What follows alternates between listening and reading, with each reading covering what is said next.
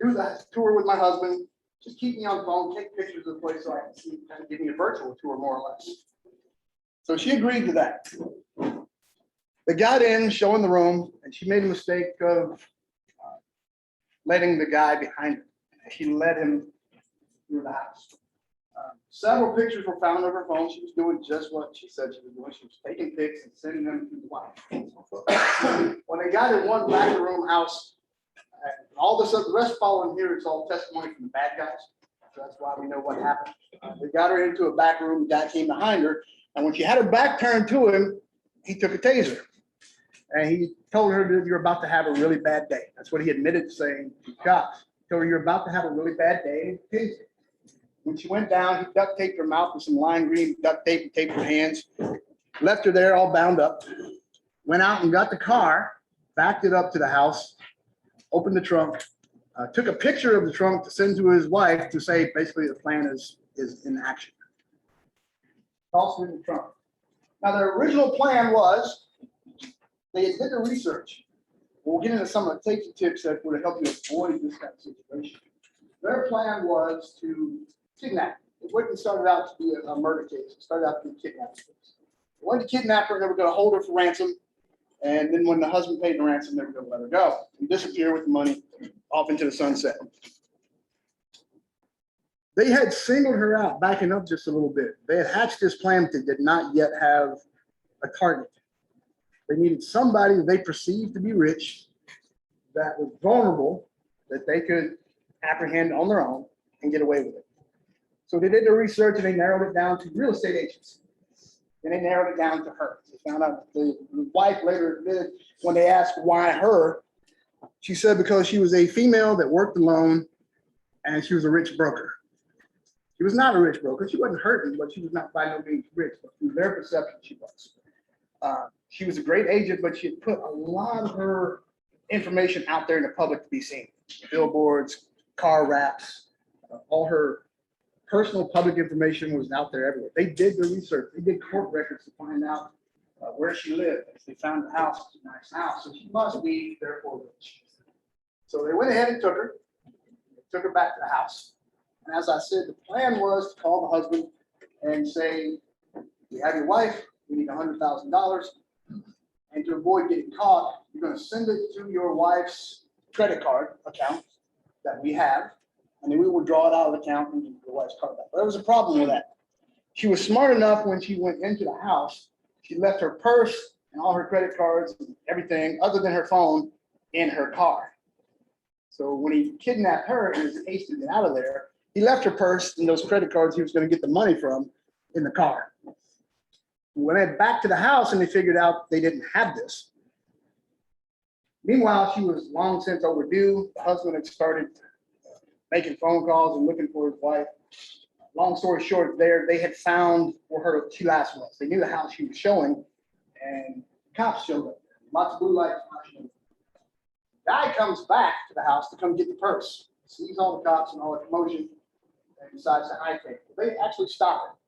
Question about it, because she denied knowing anything.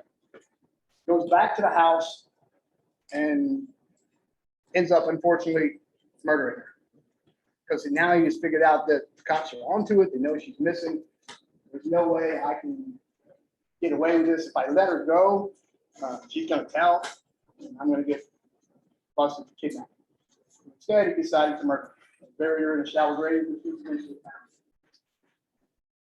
With all the evidence and stuff that they were able to find, they were able to trace it back to these guys, got confessions, got the whole story out of it.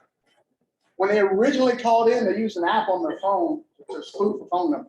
So they didn't have the actual phone number. They also didn't have the actual name. So they gave them fake names of the couple. And so that story sadly ended tragically. If you ever get bored, if you get a chance,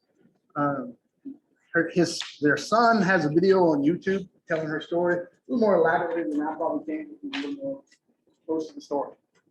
It's a great video, a little bit of a tearjerker, but it will make you think twice about getting lax in your security stuff. So some of the things that could have happened to help us avoid that, some tips, not necessarily just for that story, but for safety in general. If you're going to show a house, try your best, if at all possible, to show it during the day. Try to avoid night shows if possible. If you absolutely must show one at night, make sure that you are there ahead of time, that you got it completely lit up like Fort Knox. Every light in the house is on, shades are up. It's highly visible, as visible and lit up as you can possibly make it. Criminals and bad guys tend to want to avoid lit up areas. They like it dark, they like cockroaches. So keep it as lit up as you possibly can. The other thing is know who you're dealing with, know who you're supposed to meet. Like I said, these guys use the spoof phone number and fake IDs. I would encourage you guys, if you don't, to have an interview process almost. Meet these guys in person, preferably in your office or at least somewhere present with someone else present with you. Never interview somebody alone for the first time on their turf, so to speak. Get their names, verify their names. I would encourage you to get a copy of their driver's license, somewhere that you can prove that John Doe is actually John Doe. He's who he says it is. And make sure that somebody in your office or your family knows this is the person I'm going to meet. His picture and all his information, his copy of his driver's license is on file at my office in a known location so that you can, they can find it, help find it, and help find you if something does go wrong. Also, criminals don't like to leave trails. If they know you know who they are and they know they're probably going to get caught, that's a pretty good deterrent. So trust that interview process. Verify all their information, verify phone numbers, verify addresses, most of all, verify the names that that person is who he said it is. Everybody's got social media these days for the most part. It only takes 5 minutes to look up John Doe from Sedalia, Missouri and say, oh, that's this guy. Picture matches. That way you've got something that you can match. Somebody else has got something that if something goes wrong. So don't be too public with your information. I know you guys' job is part of its public relations. You have to put your information out there to a degree, but don't put all of it out. If I were you guys and I had a cell phone, I would have a cell phone that I use for my family and a cell phone that I use for my business. Something completely separate.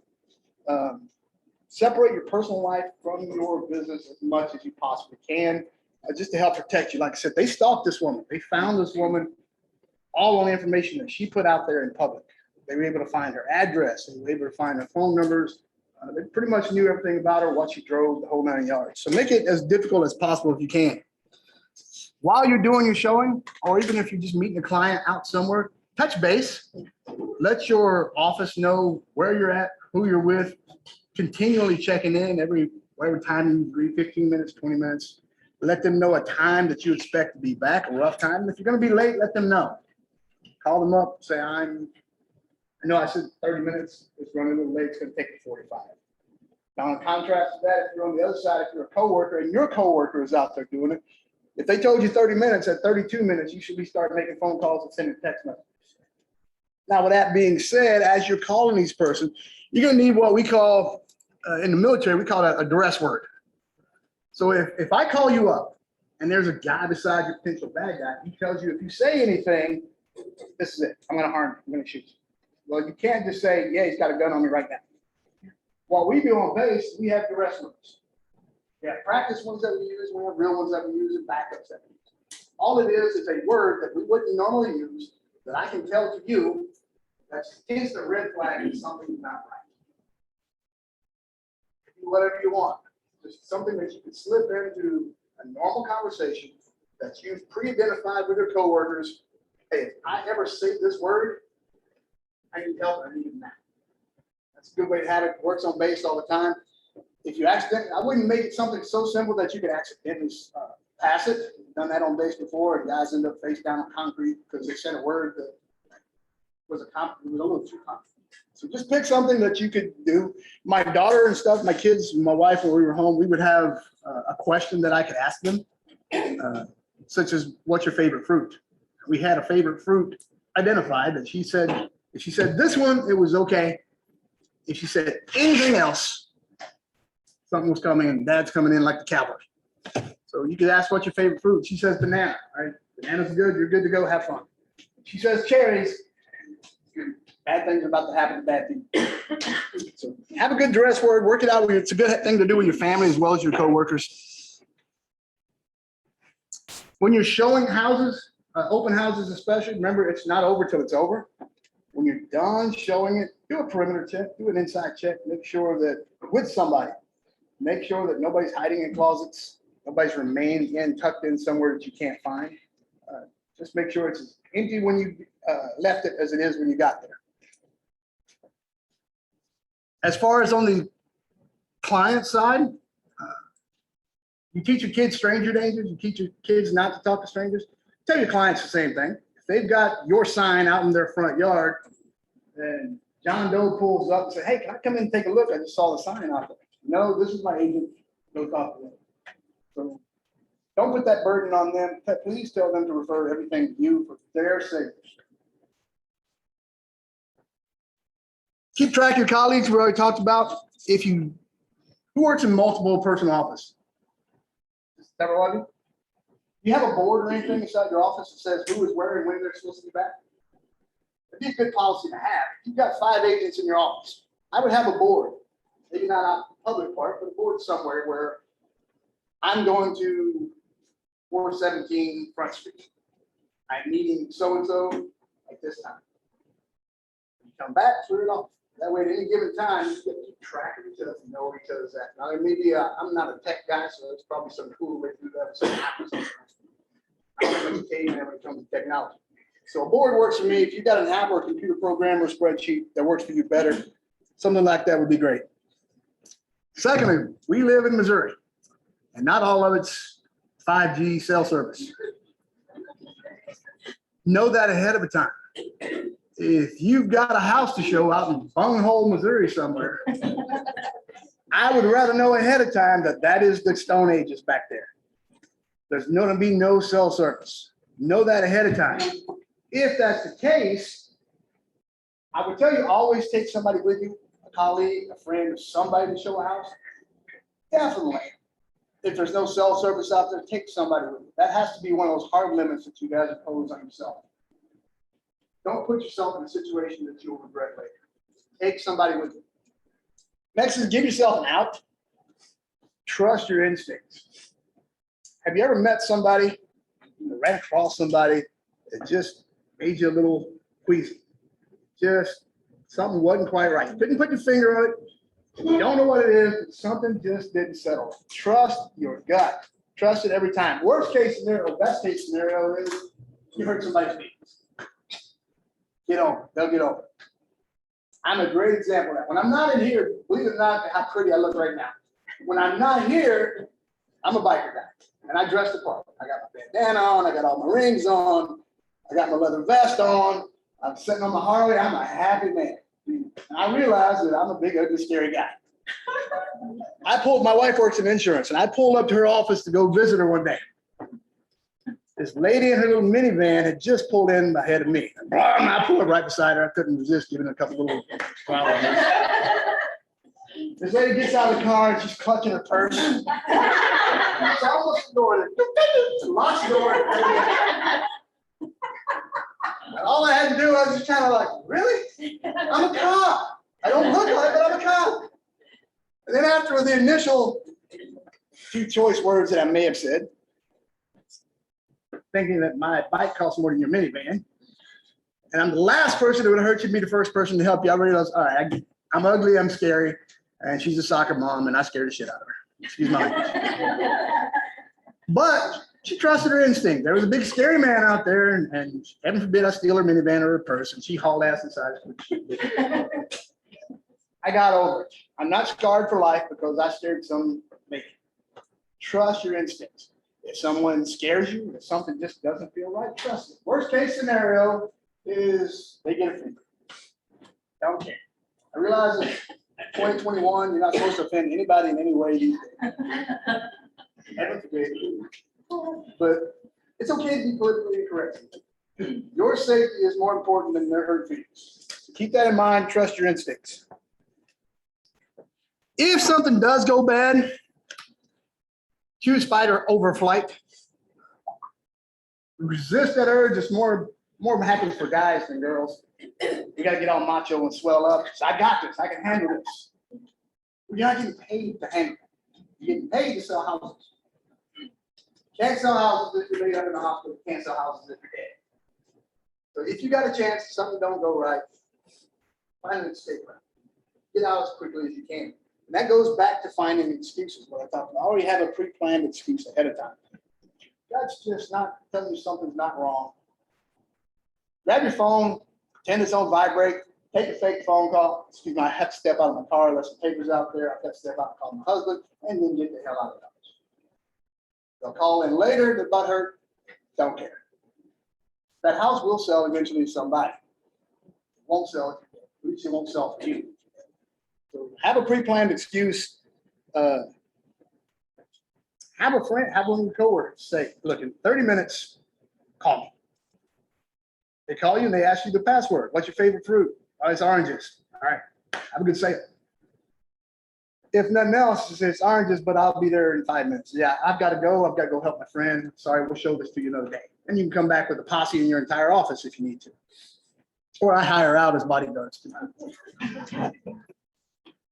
For your client's sake, when they do show a house, please tell them not to leave any of their personal information out and about in plain sight where a potential buyer or client can see it walking through. Hide their bills, hide any personal information that they can use. But keep in mind, you may not be the target.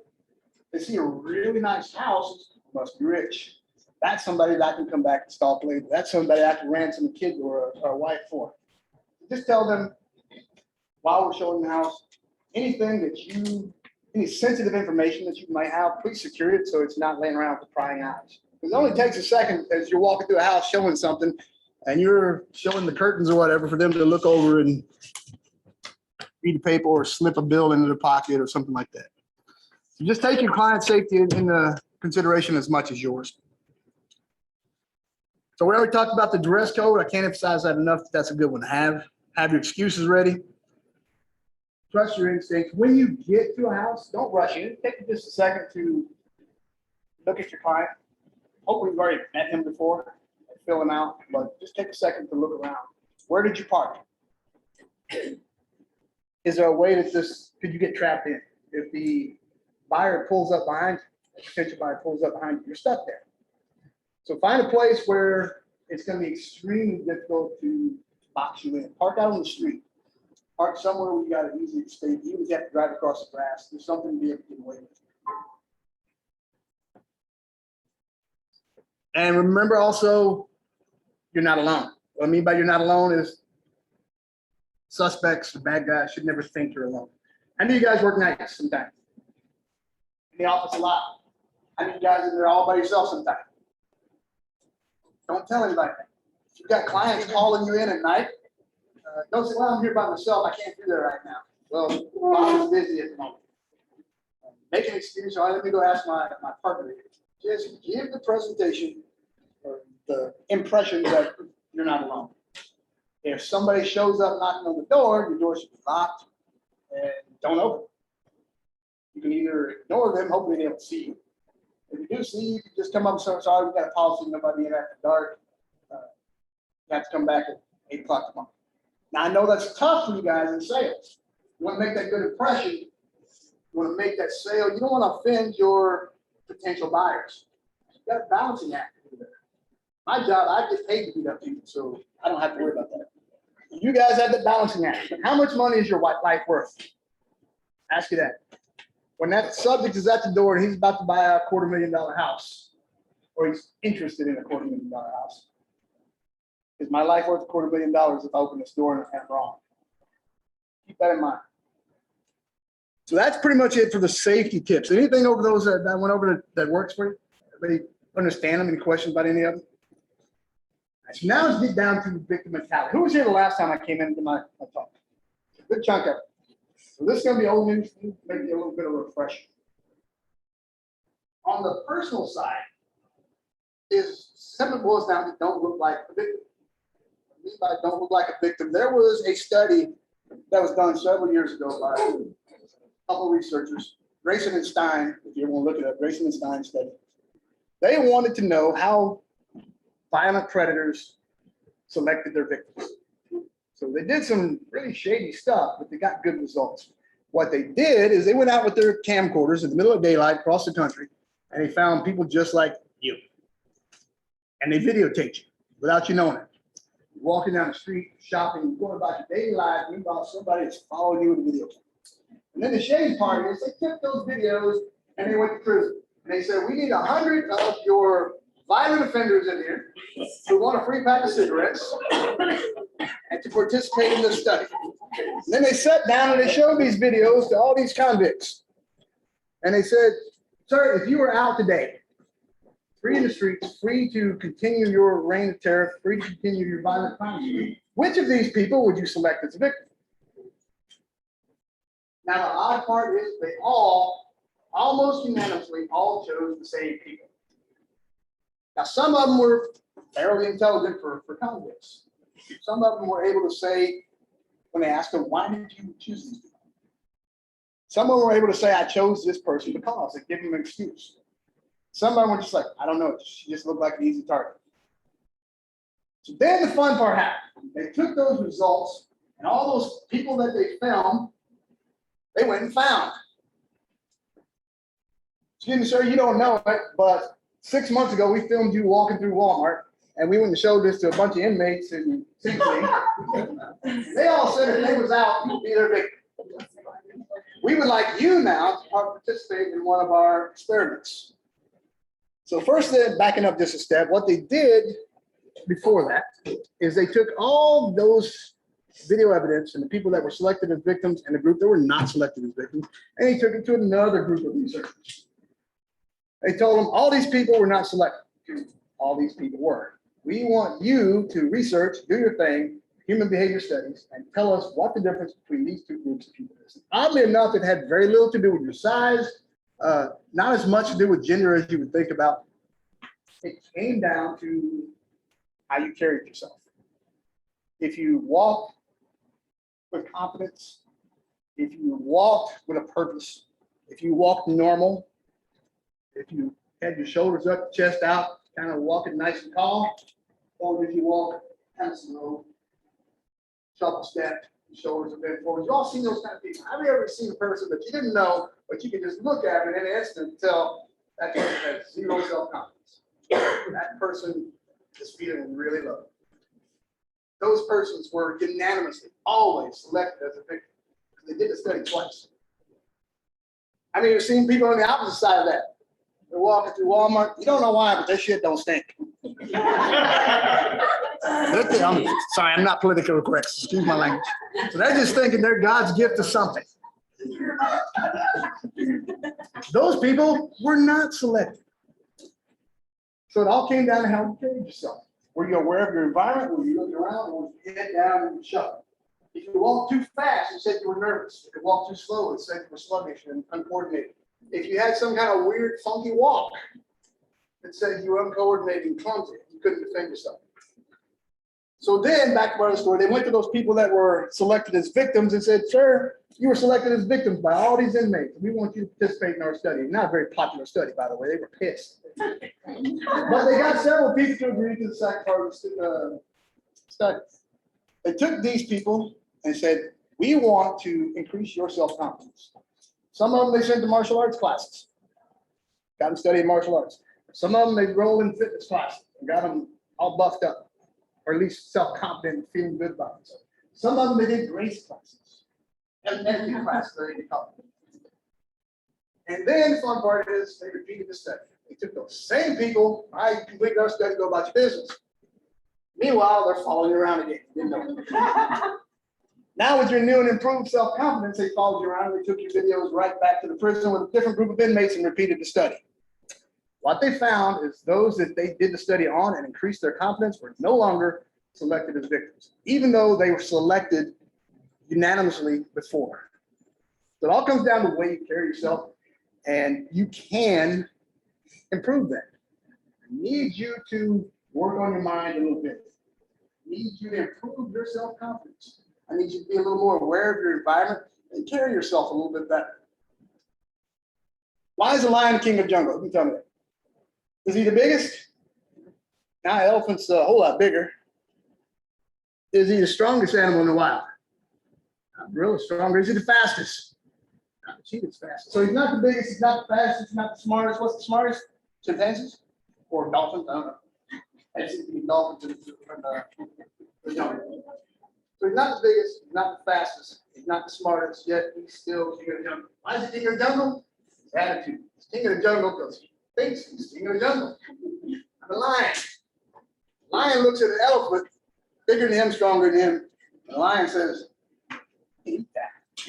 The elephant looks over at the king of the jungle, even though he's bigger than him, says, I better just fail. You need to reprogram your mind the way you think. Think like a lion. Have that attitude. I don't care how you do it.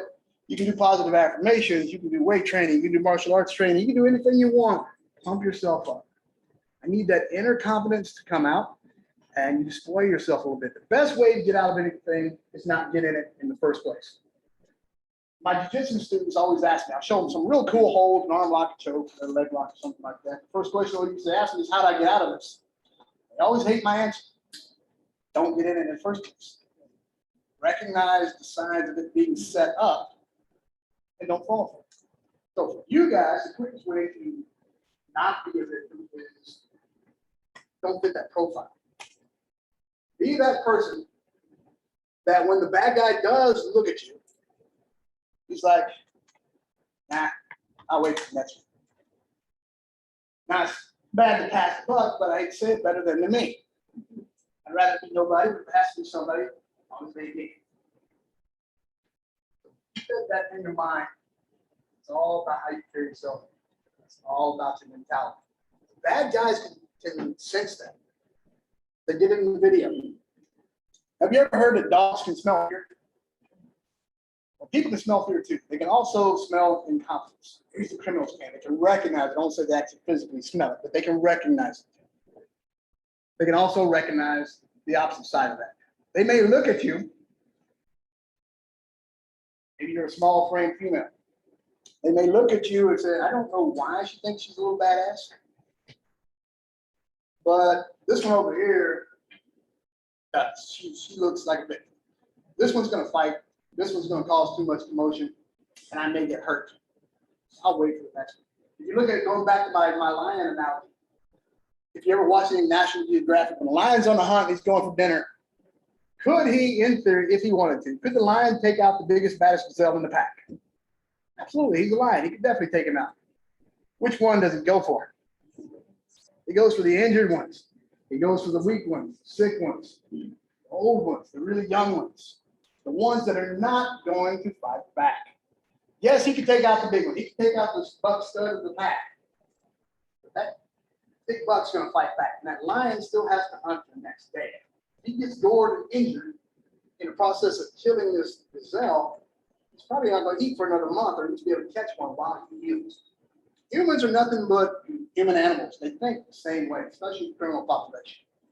They may see you and think, yeah, I can take this person, but she's going to fight.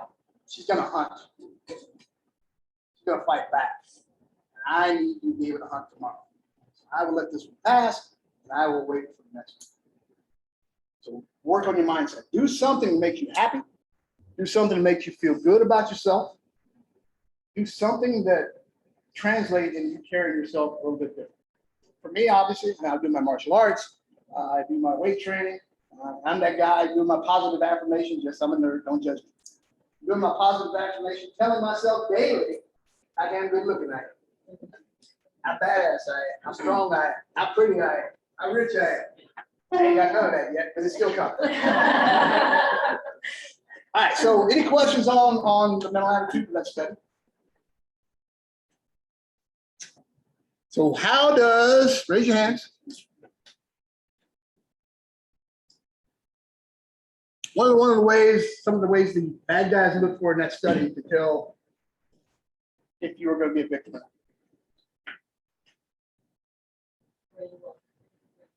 Where do you carry yourself? Are you eligible for it? All right, so I didn't know. Come get your pick. What do you want?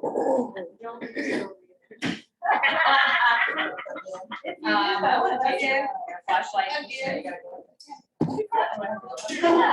I'll pass. Look, you gotta get tasers. Get.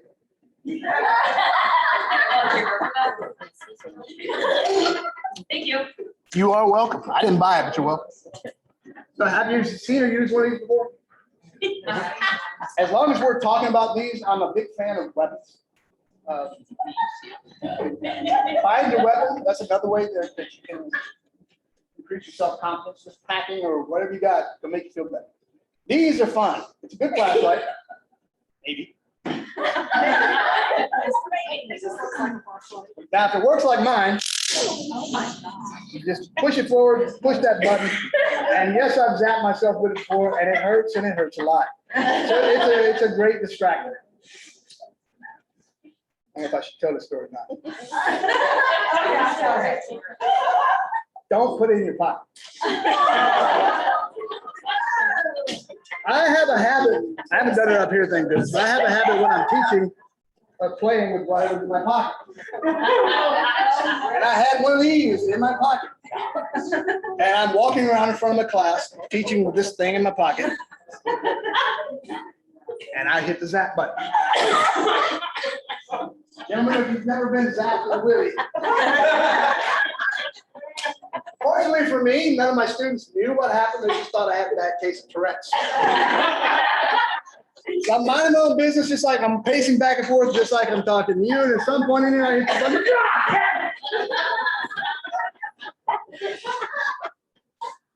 And I got up and continued to teach.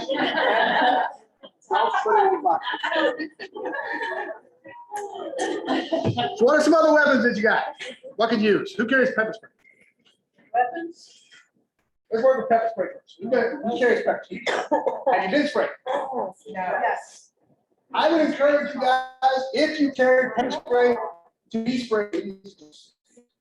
I'm a pepper spray instructor. At the last count, I've sprayed over 800 people. In the process of spraying most of those people, I got sprayed as well. It creates kind of a cloud around you. And if the wind's just right, it'll blow it back right in your face. The last thing you want to do in a situation is to disable yourself. And you don't want to panic. Most of the people that I've sprayed had never been sprayed before and they panic. Once I've been sprayed for a few times, it's just like, all right, here we go. It's annoying at best. So I would encourage you to experience the spray, maybe not a direct shot to the face. Just kind of spray it and walk into it, have some water ready. It's going to suck. It's going to be painful. It's going to be unpleasant. But I would rather you experience it then so you know how you're going to react than after. It works on most people. It works very well. All right, so seems paying attention. What was the name of the study that I told you? Or who were the researchers?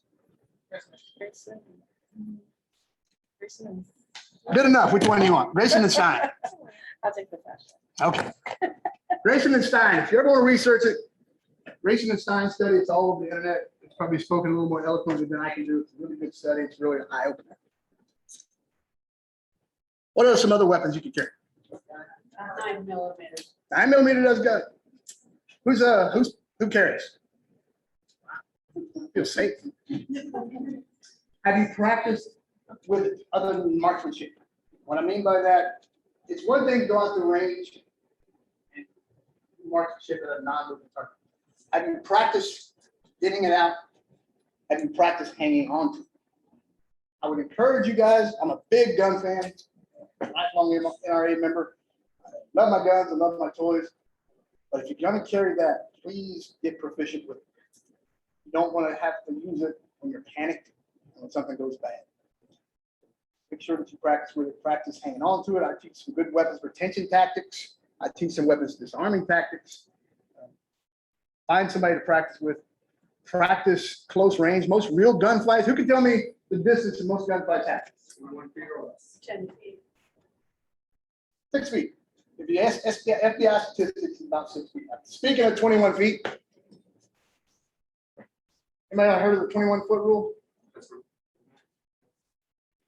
If somebody has a knife, now this doesn't really pertain to you guys, other so much as to be aware if your bad guy does happen. They did a study a while. It talks about people with knives, how quickly they can close in on the target. I teach cops. I've taught cops my whole life. There's a tendency for them to get in what we call the interview stance or an interview distance, which is about 6 to 8 feet between me and my bed. Let me stand here with the hands up here. There is no way possible he could close this distance and get to me, or excuse me, no way possible I could get my gun out. And like, it's just too fast. It takes up to 21 feet of distance for a person to be able to get their gun out, get on target, and fire. So when you're dealing with someone with a knife, realize that distance matters. Put something between you. Increase your distance between them. Put obstacles between you, something like that. So, what other weapons we got? Nice. Got a Kubaton or a pointy thing. Those are great. They work great. It's accessible. You do a lot of damage with that. How about an 8-pin? I love my pin. I usually do this in a demo when I do my self-defense classes.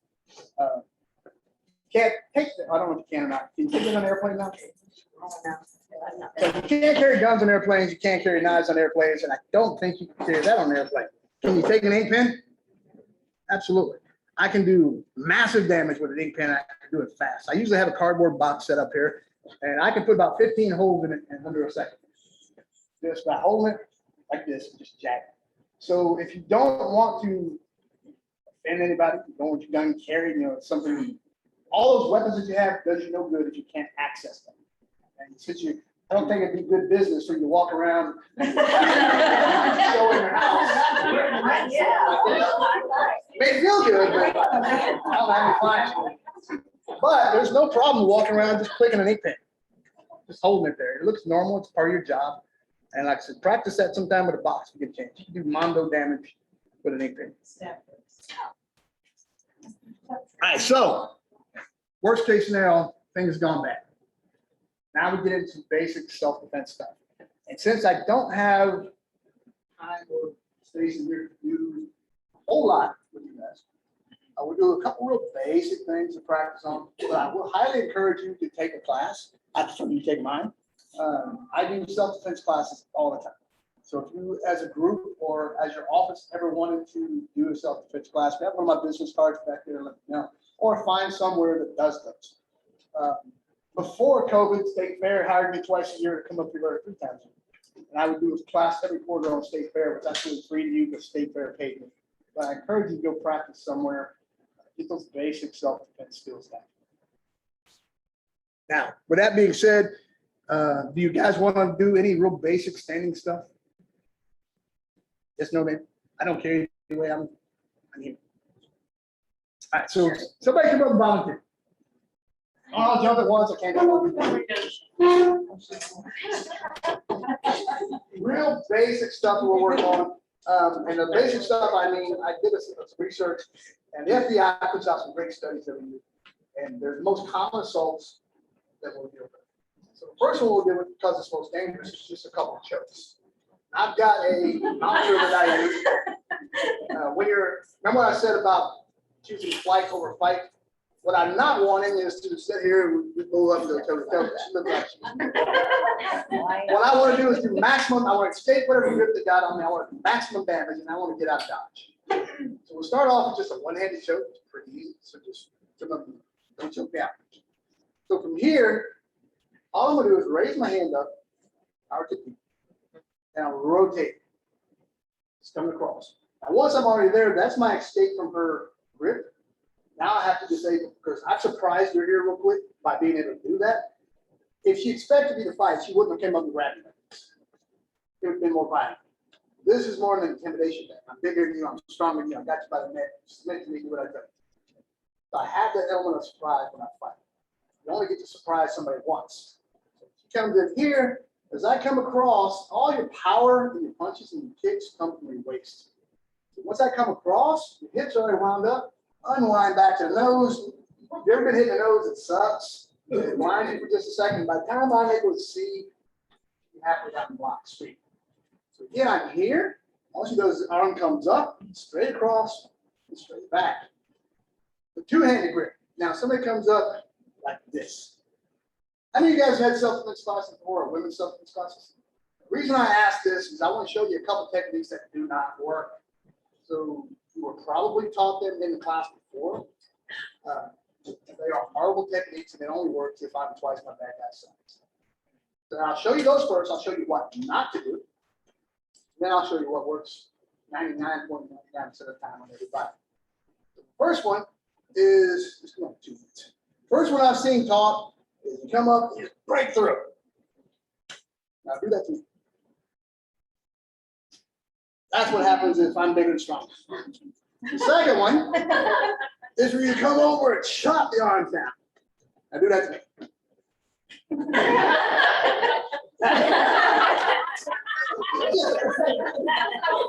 So who was taught those? They suck, don't ever do them. If you've got friends, daughters, whoever have ever taught this, unteach them. It sucks, it's hard. It will work if I weigh about 90 pounds. Now, what it works every time is all I'm gonna do is come up, I'm gonna turn my whole body, bend over, and come back up. So when I come over here, she raises her arm up, oh, that side, just straight over your head, this way. Just do a toe touch. And I physically cannot hang on. If I try to hang on, she's gonna break my wrist. So everybody harden up for just a second, give those two a shot. And for your participation,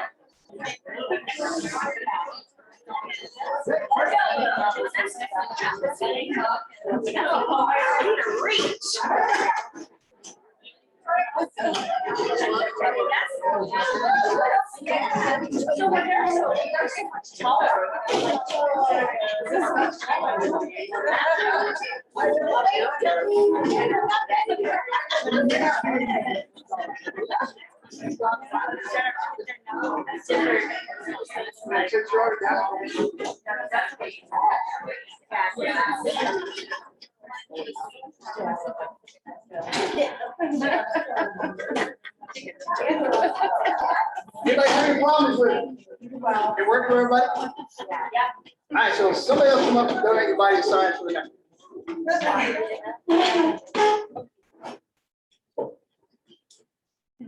Don't hurt us. All right. So the next one we're gonna work on is just a wrist grab. It works, the same technique works for a one-hand grab as it does for a two-hand grab. So if I'm coming up here and I'm grabbing her here. Normally if somebody's grabbed you with two hands, they're trying to drag you away. So grab me with two hands. So the first thing is make the drag away as hard as you can.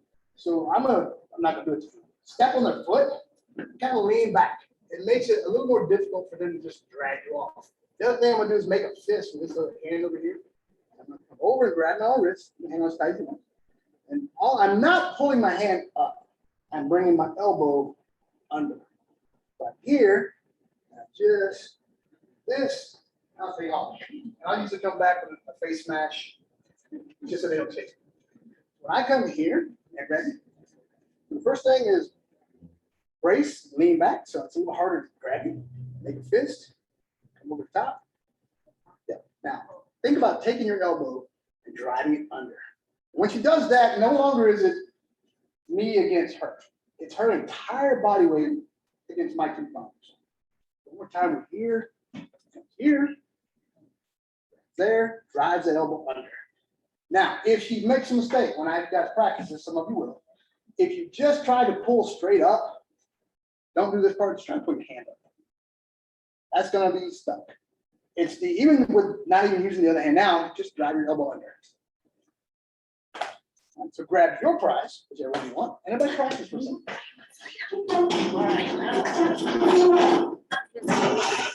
So we got this one. This one makes a lot of noise. This one just breaks windows and seatbelt covers. This is easy. Yes, that's this. Nice. The noises. Yeah, that's annoying.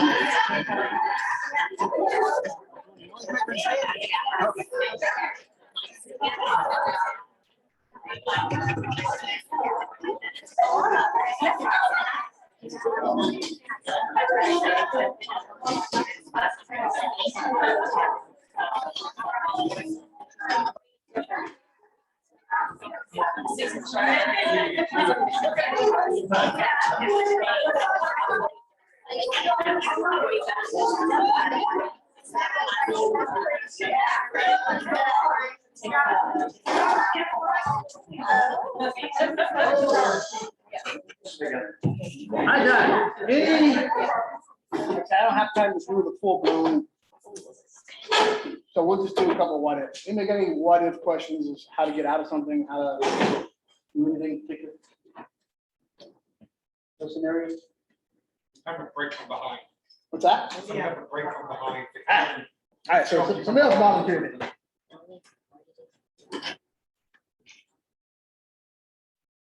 Now, I will add the caveat to this before we do this technique. Please do not actually do it. Why do I have that caveat? Because it's been actually done. I like you. I don't want to get this person. So we're going to do a bear hug escape. So whether it's under the arm there, Brad, whether it's under the arms or around the arms. Normally, if somebody bear hugs you, they're trying to pick you up and walk off. So the first thing you'll want to do is just kind of drop your center of balance. Get as heavy as you can. That's going to cause me to fall forward. So right here, just drop down a bit. As she drops forward, look where my head's at, and her head in my face. Oh. So we're gonna give me a headbutt for good. Now, if that doesn't let them go, this is the second part where I say, please don't do it. I got very intimate with one of my students on accident. Once you drop down here, you got your head, but you're gonna shift your hips aside. You're gonna chop, grab. No. Here, she drops down, there's a headbutt, shifts her hips to the side, chops and grabs. That good enough? Thank you. Anything else? Any other scenarios? Yeah, I didn't think I had to tell people in class not to actually grab. My voice went up like 5 octaves. But she did it right. All right, who can give me one of the tips that I read off? Have a code word. Good catch. Always have an escape partner. Hold on, slow. Really here it is. Raise your hands. Who's got one more? Man, Phone call, about phone. either be on a phone call or Make a phone call? a phone call. Absolutely. Which one you want? Taser. Taser. Pass it back. Thank you. Other hand, come up. What's some more of the tips you talk about? Yes, ma'am.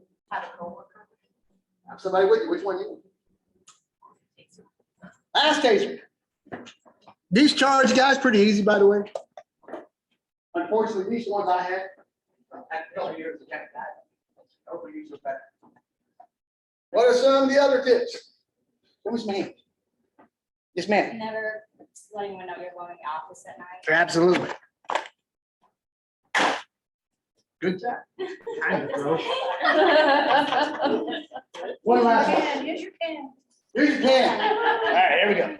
She was looking at her pen. I thought, use the pen. I love this pen. That's it. We covered, we talked about the Beverly Carter story. If you get a chance, please look that up. For your profession particularly, it's a very motivating, sad story, but it will fire you up a little bit. So we talked about all the tips. We talked about don't get it in the first place. Keep yourself safe, guys. You do a dangerous job out there. You're alone a lot of times. You're putting yourself in those bad positions. Most people don't realize that they're not in your position. You have one of the most dangerous jobs out there. You owe it to yourself, you owe it to your family. Keep yourself safe. No matter what the house sells for, what your commission is, it's not worth your life. So I thank you guys for having me. I talked about if you want to book a self-paced class or anything like that, please grab one of my business cards and come see me. I'd be happy to come back out. And I'll do a class for either everybody in here, or we'll do individual offices, or if you want to do private classes for you and your family, I'd be happy to do all that. So if you got no questions for me, yes, ma'am. Do you like travel like away from your location, like if, you know, an office wanted to do? Yes, absolutely. As long as we have a place to train, and I'll make, I'm pretty improvised. Okay. So thank you very much, guys. Thank you.